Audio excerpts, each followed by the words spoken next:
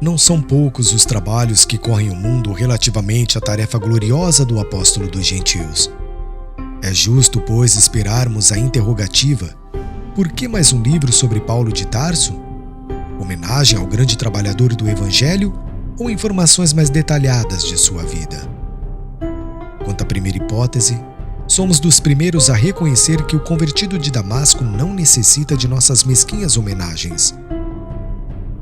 E quanto à segunda, responderemos afirmativamente para atingir os fins a que nos propomos, transferindo ao papel humano, com os recursos possíveis, alguma coisa das tradições do plano espiritual acerca dos trabalhos confiados ao grande amigo dos gentios.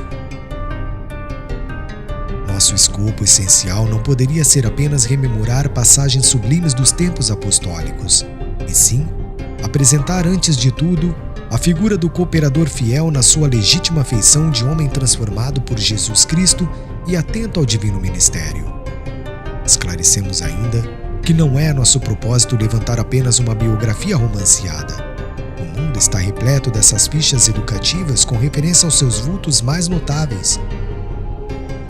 Nosso melhor e mais sincero desejo é recordar as lutas acerbas e os ásperos testemunhos de um coração extraordinário que se levantou das lutas humanas para seguir os passos do Mestre num esforço incessante.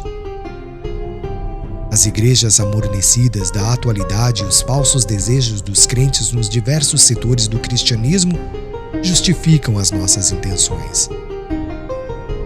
Em toda parte, há tendências à ociosidade do espírito e manifestações de menor esforço. Muitos discípulos disputam as prerrogativas de Estado, enquanto outros, distanciados voluntariamente do trabalho justo, suplicam a proteção sobrenatural do céu. Templos e devotos entregam-se gostosamente às situações acomodatícias, preferindo as dominações e regalos de ordem material. Observando esse panorama sentimental, é útil recordarmos a figura inesquecível do apóstolo generoso.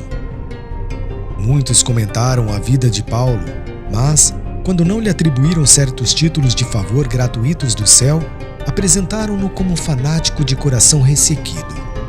Para uns, ele foi um santo por predestinação a quem Jesus apareceu em uma operação mecânica da graça. Para outros, foi um espírito arbitrário, absorvente e ríspido, inclinado a combater os companheiros com vaidade quase cruel. Não nos deteremos nessa posição extremista. Queremos recordar que Paulo recebeu a dádiva santa da visão gloriosa do Mestre às portas de Damasco, mas não podemos esquecer a declaração de Jesus relativa ao sofrimento que o aguardava por amor ao seu nome. Certo é que o inovidável tecelão trazia o seu ministério divino, mas quem estará no mundo sem o ministério de Deus? Muita gente dirá que desconhece a própria tarefa, que é insciente a tal respeito, mas nós poderemos responder que, além da ignorância, há desatenção e muito capricho pernicioso. Os mais exigentes advertirão que Paulo recebeu um apelo direto, mas, na verdade, todos os homens menos rudes têm a sua convocação pessoal ao serviço do Cristo. As formas podem variar, mas a essência, o apelo, é sempre a mesma. O convite ao ministério chega às vezes de maneira sutil, inesperadamente. A maioria, porém, resiste ao chamado generoso do Senhor.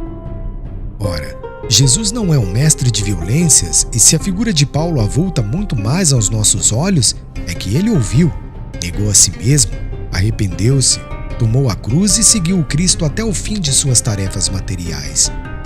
Entre perseguições, enfermidades, apodos, zombarias, desilusões, deserções, pedradas, açoites e encarceramentos, Paulo de Tarso foi um homem intrépido e sincero, caminhando entre as sombras do mundo ao encontro do Mestre que se fizera ouvir nas encruzilhadas da sua vida. Foi muito mais que um predestinado, foi um realizador que trabalhou diariamente para a luz. O Mestre chama-o da sua esfera de claridades imortais. Paulo tateia na treva das experiências humanas e responde: Senhor, que queres que eu faça? Entre ele e Jesus havia um abismo que o apóstolo soube transpor em decênios de luta redentora e constante. Demonstrava levá-lo para o exame do quanto nos compete em trabalho próprio a fim de ir ao encontro de Jesus é o nosso objetivo. Outra finalidade deste esforço humilde é reconhecer que o apóstolo não poderia chegar a essa possibilidade em ação isolada no mundo.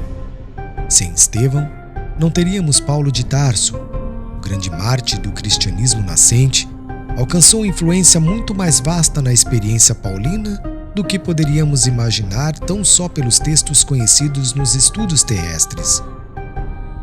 A vida de ambos está entrelaçada com misteriosa beleza. A contribuição de Estevão e outras personagens desta história real vem confirmar a necessidade e a universalidade da lei de cooperação. E para verificar a amplitude desse conceito, recordemos que Jesus, cuja misericórdia e poder abrangiam tudo, procurou a companhia de 12 auxiliares a fim de empreender a renovação do mundo. Aliás, sem cooperação não poderia existir amor, e o amor é a força de Deus que equilibra o universo. Desde já, vejo os críticos consultando textos e combinando versículos para trazerem à tona os erros do nosso tentame singelo. Aos bem-intencionados, agradecemos sinceramente por conhecer a nossa expressão de criatura falível, declarando que este livro modesto foi grafado por um espírito para os que vivam em espírito. E ao pedantismo dogmático literário de todos os tempos, recorremos ao próprio Evangelho para repetir que, se a letra mata, o espírito vivifica. Oferecendo, pois, este humilde trabalho aos nossos irmãos da terra, formulamos votos para que o exemplo do grande convertido se faça mais claro em nossos corações, a fim de que cada discípulo possa entender quanto lhe compete trabalhar e sofrer por amor a Jesus Cristo. Emmanuel, Pedro Leopoldo, 8 de julho de 1941.